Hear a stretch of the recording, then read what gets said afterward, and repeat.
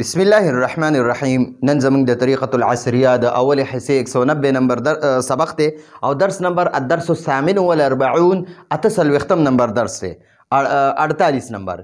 نن به په دې درس کې ان شاء الله موږ د املا یو څو قاعدې وایو. قواعد الاملا د املا قاعدې، قواعد د قاعدې جمع ده او املا خو ما تاسو ته بار بار ویلی دی او ځکه بار بار وایو چې دا زمونږ تکرار کیږي، دا موږ بار بار وایو نو همیشه دپاره به موږ ته یاد وي. املا وایي څه عربي په روانه ویل او په صحیح طریقې سره لیکل، دې ته املا وایي. ټیک شو جی. نو اوس وایي الحمزة المتوسطه. حمزه متوسطه څه ته وایي؟ چې حمزه قطعي وي. حمزه قطعي ما مخکې ویلو یو حمزه وصلي دی، حمزه وصلی، او یو دی حمزه قطعی. نو حمزه قطعی څه ته وایي؟ حمزه قطعی ته موږ حمزه لازمی وایو او حمزه وصلی هغه حمزه ته وایي چې عارضي وي. عارضي حمزه قطعی لازمی وي. حمزه وصلی چې دی دا عام الف وي، په ده باندې زبر یا زیر یا پیش راشي، بس دته بیا موږ حمزه وصلی وایو. او یو حمزه قطعی وي چې داسې د الف وي، د هغه د پاسه ورکوټې حمزه وي. ٹھیک شو. نو هغه باندې یا زبر وي یا پیش وي، او که زیر پې راځي په دې حمزه باندې نو بیا به دا حمزه ښکته راځي د دې الف نه.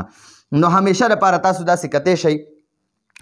اوس بله خبره داسې ده چې حمزه قطعي د جملې په شروع کې راشي نو ام بم ویلی کیږي، که د یو لفظ په منځ کې راشي ام بم ویلی کیږي، او که د جملې په منځ کې راشي ام بم ویلی کیږي، په هر حالت کې به ویلی کیږي.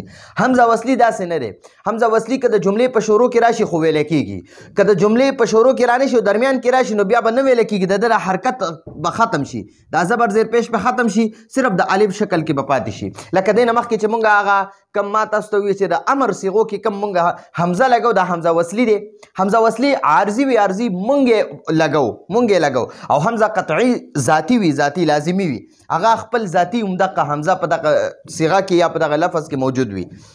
اوس مونږ د دې حمزه قطعي باره کې بحث کوو. حمزه قطعي دلته اوس مونږ وایو الحمزة المتوسطه، چې دا حمزه قطعي متوسط وي، درمیانه وي، یعنی په یو لفظ کې په درمیان کې وي، په یو لفظ په منځ کې وي، منځ کې. نو بیا به څنګه ویله کېږي؟ نو د هغې بیا د ویلو د لیکلو 15 طریقې دي. نو اوس وایي که چېرته حمزه قطعي ته یاد وساتئ، بل نوم یې دی حمزه لازمي. نو حمزه قطعي د یو لفظ منځ کې راشي، که چېرته حمزه قطعي د یو لفظ منځ کې راشي نو بیا د داسې حمزه قطعي د لیکلو یو څو مختلف قاعدې دا دي. دا دې ښکته لیکو، یو څو مختلف قاعدې دي د دې د لیکلو. اوله قاعده وګورئ، کله چې حمزه قطعي نه مخکې یا ساکنه وي، دا یا وي او هغه ساکنه وي. حمزه قطعي دی د ده نه مخکې چې کله یا ساکنه وي نو حمزه قطعي به په وړه خانه کې لیکلی کېږي. ګورئ دا حمزه قطعي نه مخکې دا یا ساکن ده، نو دا حمزه قطعي چې دی که نه دا به داسې یو خانه کې لیکلی کېږي. ما سور رنګ کې لیکلی ده، دا خانه ده، په هغې د پاسه ورکوټې حمزه دی او بیا پې د پاسه زبر دی. دغه شان بي د ګوره د دلته کې د حمزه نه مخکې دا یا ساکن ده. نو کله چې د حمزه قطعي نه مخکې یا ساکنه وي نو حمزه قطعي به داسې په دې خانه کې لیکلی کېږي. وګورئ داسې دا دندان غونته کې نه دی، په دې کې به لیکلی کېږي. هذا شیء که ته وګورئ د حمزه لپاره داسې یو خانه غونته کې دا جوړه شوې ده، نو دا به په دې خانه کې وي، اله به وي چې د دې حمزه قطعي نه مخکې دلته کې یا ساکنه وي. ټیک شوه. نو هر کله چې د حمزه قطعي نه مخکې یا ساکنه وي نو حمزه قطعي به په وړه خانه کې لیکلی کېږي، لکه هیئتن. دا هیئتن ته وګورئ یا بیئتن، دلته کې دا هیئتن کې دا یا ساکنه ده، دلته کې دا بیئتن کې دا یا ساکنه ده. نو د دې حمزه نه مخکې دا یا ساکنه ده، د دې حمزه نه مخکې دا یا ساکنه ده، د دې حمزه نه مخکې دا یا ساکنه ده، د دې حمزه نه مخکې دا یا ساکنه ده. نو کله چې یا ساکنه وي د حمزه نه مخکې وي او د دې یا ساکنې نه وروستو حمزه وي نو د حمزه به موږ داسې خانه کې جوړوي، دا خانه به ورله جوړه کړو، په هغې کې به د حمزه راولو، یا داسې وګورئ داسې خانه به ورله جوړه کړو، دا دوه غاښونه دي، د دې په منځ کې به دا حمزه واچو. ټیک شو جی. دا اله چې کله د دې حمزه نه مخکې یا ساکنه وي، یا ساکنه دې یا ته وګورئ او چې داسې ساکنه وي. ټیک شوه. نو دا یو قاعده شوه، لکه هیئتن، بیئتن، هذا شیئک وغیره وغیره. ټیک شوه. اوس دویمه قاعده ده، او کله چې حمزه قطعي نه مخکې واو ساکن وي، چې کله حمزه قطعی نه مخکې واو ساکن وي نو حمزه قطعی به بیل یعنی ځان له لیکلی کېږي. حمزه قطعی به په خانو مانو کې نه ځان له به لیکلی کېږي. لکه وضو دی که نه دلته کې دا حمزه دی حمزه قطعی دی. دې ته وګورئ د دې حمزه قطعی نه مخکې دا واو ساکن دی. نو کلم چې د حمزه قطعی نه مخکې واو ساکن وي که نه د حمزه قطعی به بیا په خانو مانو کې نه لیکلی کېږي بلکې ځان له به داسې لیکلی کېږي. ټیک شوه. وګورئ داسې ځان له خپل شکل کې به لیکلی کېږي. دا خانه مانه به ورته نه وي لکه مخکې چې ما تاسو ته وي چې کله ته یا ساکنې مخکې وي نو بیا به په خانه کې د حمزه قطعی لیکلی کېږي او چې کله ته حمزه قطعی نه مخکې واو ساکن وي نو د حمزه به دا قشن ځان له لیکلی کېږي. دې ته وګوره دا کرښه ما پوهولو لپاره وواله خو دا حمزه دی وګوره دلته ځان لیکلی شوی. دوو او ته وګوره دلته کې دا واو ساکن دی که نه د دې واو ساکن نه پس دا حمزه دی حمزه قطعی دی. نو دا حمزه قطعی ځان له لیکلی شوی وګوره دې کې څه خانه مانه نشته. دا به اله لیکلی کېږي چې کله د دې حمزه قطعی نه مخکې واو ساکن وي. حمزه قطعی نه مخکې چې کله واو ساکن وي نو حمزه قطعی به ځان له لیکلی کېږي خانو مانو کې به نه لیکلی کېږي. دا د تو امون یا تو امو. ٹھیک شو. نو دا تو امو چې دی دې کې دا واو ساکن دی د دې واو ساکن نه پس دا حمزه قطعی دی. نو کلم چې د واو ساکن نه پس حمزه قطعی وي نو دا حمزه قطعی به ځان له لیکلی کېږي. همدغه ته وګورئ په دې د ښکته بره به سم نه وي. ٹھیک شو. دا دویمه قاعده شوه. درېیمې قاعدې له راځو او کله چې حمزه قطعی نه مخکې الف وي حمزه قطعی نه مخکې چې کله الف وي او حمزه قطعی باندې زبر وي حمزه قطعی باندې زبر او مخکې ته صرف الف وي. الف مونږ هغه ته وایو چې زبر زیر پیش پې نه.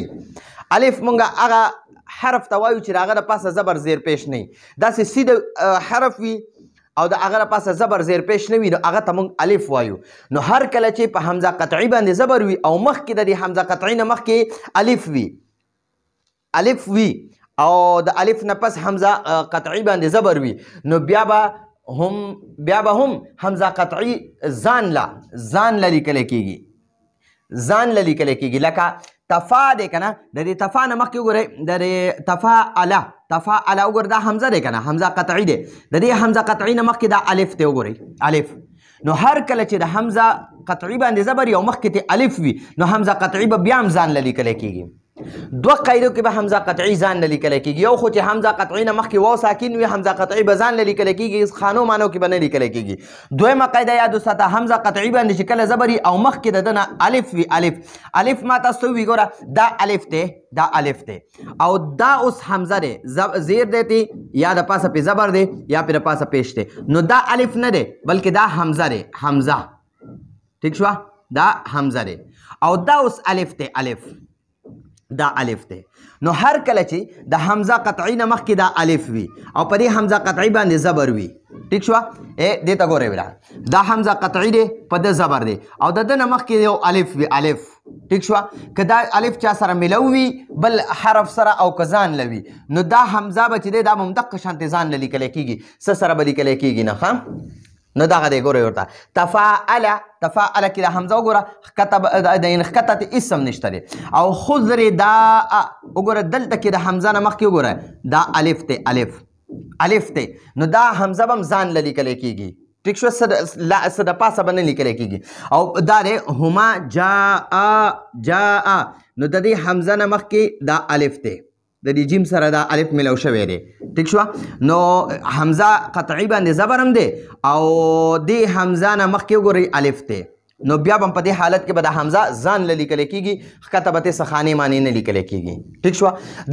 څلورمې قاعدې له راځو او کله چې حمزه قطعی ساکن وي دا حمزه قطعی دی او دا چې کله ساکن وي نو بیا د دې د ویلو درې طریقې دي.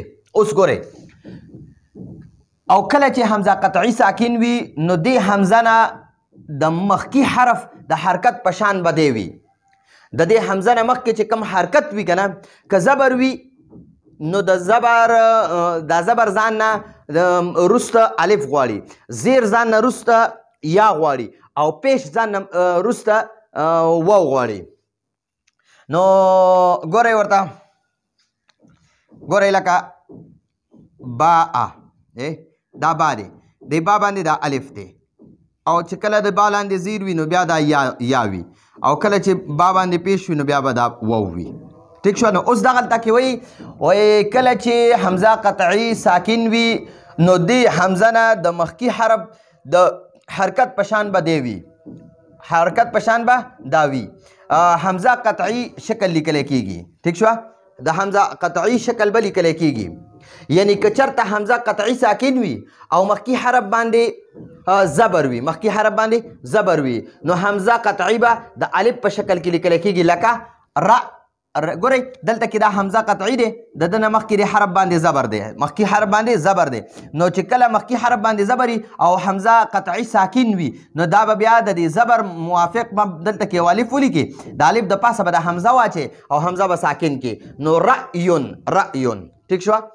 هر کله چې حمزه قطعي ساکن وي او د نه مخکې حرف باندې زبر وي، د حمزه قطعي ساکن وي او د حمزه قطعي نه مخکې حرف باندې زبر وي، نو بیا به د حمزه قطعي د الف د پاسه لیکل کیږي. الف د پاسه به کله حمزه قطعي لیکل کیږي چې کله حمزه قطعي ساکن وي مخکې ته زبر وي، بیا به مونږ د حمزه قطعي ځان له نه لیکو بلکې د الف د پاسه به لیکو. ٹھیک شو؟ بیا واورئ کله چې حمزه قطعي ساکن وي، دا حمزه قطعي ساکن دی او د ده نه مخکې زبر دی، زبر په یو حرف باندې زبر دی، نو دا حمزه قطعي به بیا موږ په الف باندې لیکو. او کله چې دا حمزه قطعي ساکن وي او د ده نه مخکې یا وي، یا مکسور وي، زیر وي به. ٹھیک شو؟ د یو نه مخکې یا ده، یا هر یو حرف دی، هر یو حرف دی په هغه باندې زیر دی، زیر، نو دا حمزه قطعي به موږ د یا په شکل کې لیکو داسې. ٹھیک شو؟ او دا یا به او د یا د پاسه به موږ حمزه اچو ځکه چې د حمزه ساکن نه مخکې زیر دی، نو بیا به دا موږ د یا د پاسه لیکو. او کله چې حمزه قطعي ساکن وي او د ده نه مخکې حرف باندې پیش وي، نو بیا به د حمزه موږ د واو د پاسه لیکو، حمزه به موږ د واو د پاسه لیکو. بیا واورئ کله چې حمزه قطعي ساکن وي او د ده نه مخکې حرف باندې زبر وي، زبر، نو بیا به د حمزه قطعي موږ د الف د پاسه لیکو. او کله چې حمزه قطعي ساکن وي، حمزه قطعي ساکن دی او د ده نه مخکې حرف باندې زیر دی، نو بیا به د یا د پاسه موږ دا حمزه لیکو. او کله چې حمزه قطعي ساکن وي، حمزه قطعي ساکن دی دا دی او د ده نه مخکې حرف باندې پیش دی، نو بیا به د واو د پاسه موږ دا حمزه لیکو، حمزه ساکن به بیا موږ د واو د پاسه لیکو. ٹھیک شو؟ دقه لکه څنګه رأیون دی. اوس وګورئ او که چېرته حمزه قطعي نه مخکې زیر وي، زیر، نو بیا به دا حمزه قطعي د یا په شکل کې لیکل کېږي لکه بیرون دی. ګوره دا بیرون هم دی او دا عرب بیرون هم وایي، بیرون، او دا ذئبون هم دی، ذئبون، ذئبون، او دا زیبون هم وایي، عرب زیبون هم وایي، زیبون. ٹھیک شو؟ نو دا ځکه وایو چې کله دا به موږ ځکه د یا د پاسه لیکو چې کله د ده نه دا حمزه قطعي ساکن وي او مخکې ته زیر وي، د حمزه به بیا د یا د پاسه لیکلی کېږي. حمزه قطعي ساکن دی او مخکې ته زیر دی، نو حمزه قطعي هم د یا د پاسه ولیکلو. ٹھیک شو؟ او دلته کې حمزه قطعي ساکن دی، مخکې ته زبر دی، نو حمزه قطعي هم د الف د پاسه ولیکلو. اوس وګورئ او که چېرته حمزه قطعي نه مخکې پیش وي، نو بیا به دا حمزه قطعي د واو په شکل کې لیکل کېږي لکه ګورئ سؤلن، سؤلن، دا حمزه قطعي دی، د ده نه مخکې حرف باندې پیش دی، نو اوس او دا حمزه قطعي ساکن دی. ګورئ حمزه قطعي ساکن دی او مخکې حرف باندې پیش وي، نو بیا به د حمزه قطعي نه لاندې موږ واو لیکو. ٹھیک شو؟ لکه سؤلن، سؤلن. اوس بله اخري قاعده ده، دا خو یو چې کله حمزه قطعي ساکن وي نو بیا به د ده درې حالته وي. که د دې حمزه قطعي ساکن نه مخکې زبر وي، نو حمزه قطعي د حمزه قطعي به بیا موږ د الف د پاسه لیکو. او کله چې حمزه قطعي ساکن وي او د نه مخکې زیر وي، نو حمزه قطعي به موږ د یا د پاسه لیکو. حمزه قطعي ساکن دی او مخکې ته پیش دی، حمزه قطعي به موږ د واو د پاسه لیکو. دا د ما مثالونه لیکلي دي. ښه، دا زیر مثال دی او دا یو د پیش مثال دی. او که چېرته حمزه قطعي مکسور وي، حمزه قطعي مکسور وي یعنی زیر والا وي، حمزه قطعي دی خو زیر دی په دې حمزه قطعي باندې زیر دی، نو بیا به خامخا د یا په شکل کې لیکلی کېږي. چې حمزه قطعي وي او په ده باندې زیر وي، زیر، حمزه قطعي باندې زیر وي، نو همیشه به مونږ د یا د پاسه د حمزه قطعي لیکو لکه اسئلتون، اسئلتون. عرب دا داسې موي اسئلتون هم وایي، دا حمزه د یا په ځای باندې وایي، یا د حمزه په ځای باندې یا وایي، نو اسئلتون او یا مسائلو، مسائلو. ٹھیک شو؟ وګورئ حمزه باندې زیر دی، حمزه قطعي باندې زیر دی، نو دا به د یا په شکل کې همیشه لیکلی کېږي. ٹھیک شو؟ نو دا موږ سره د حمزه قطعي یو څو لازمي قاعدې وي. دا قاعدې انشاءالله ښه مضبوط یادې کړو. په املا کې به انشاءالله کوشش کوو چې په دې باندې لږه غونډه د اجرا لږه غونډه کې وکړو. نو دا زموږ د نن ورځې درس و. راتلونکي درس پر اجازت غواړو. هذا هو المرام، والله اعلم بحقیقة الكلام.